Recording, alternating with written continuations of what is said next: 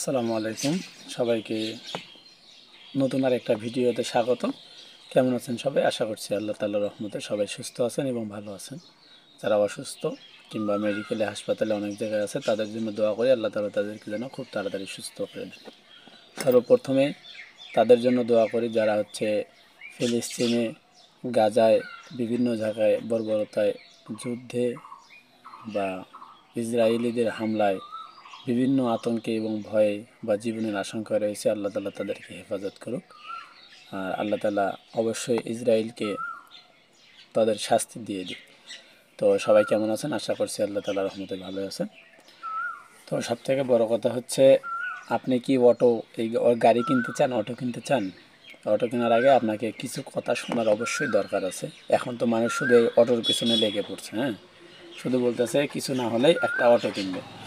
অটোর পেছনে ঢুকতে গেলে আপনাকে কিছু কথা জানতে হবে। এখন বর্তমান আমি আগে যে শহরে গাড়ি চালাইতাম, রংপুর এই ঢাকা শহরে, চান্দুরাই, গাজীপুর চান্দুরাই আমি কিন্তু প্রায় 3 মাস গাড়ি চালাইছিলাম। করোনার ভিতরে 3 মাস গাড়ি চালাইছি।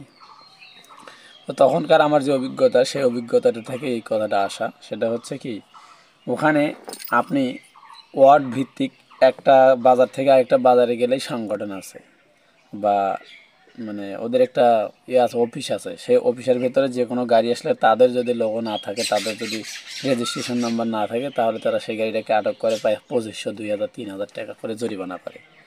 এখন বর্তমান আমাদের এই এলাকা ভিত্তিক ও গ্রাম অঞ্চলেও এটা হয়ে গেছে। এটা জরিমানা করে না, যাত্রী দেয়, সেটা ঠিক আছে, কিন্তু মারামারি, গন্ডগোল বা ভাড়া নিয়ে, স্ট্যান্ড নিয়ে একটা ঝামেলা। আপনি যে কোনো গাড়ি কেনেন, আপনার তো স্ট্যান্ডে থেকে যাত্রী উঠাইতে হবে, তাই না? তো এখন এই স্ট্যান্ডে যাত্রী উঠানো নিষেধ। যেমন মনে করেন স্ট্যান্ডটা এই এখানে চাবিটা বোঝায় দেয়, এটা পুরোটা রাস্তা। এখানে 2টা স্ট্যান্ড আছে, একটা হচ্ছে এই জায়গাটা একটা স্ট্যান্ড, এই জায়গাটা একটা স্ট্যান্ড। আপনাকে এখানেও যাত্রী উঠে দেবে না, এখানেও দিবে না। আপনি এখান থেকে এখানে চলে যান, সমস্যা নেই। রাস্তার মধ্যে যদি লোক পান তাহলে উঠাবেন, না হলে পাবেন না। স্ট্যান্ডে যাত্রী উঠানো নিষেধ। তাহলে গাড়ি কিনে কী করবেন আপনি?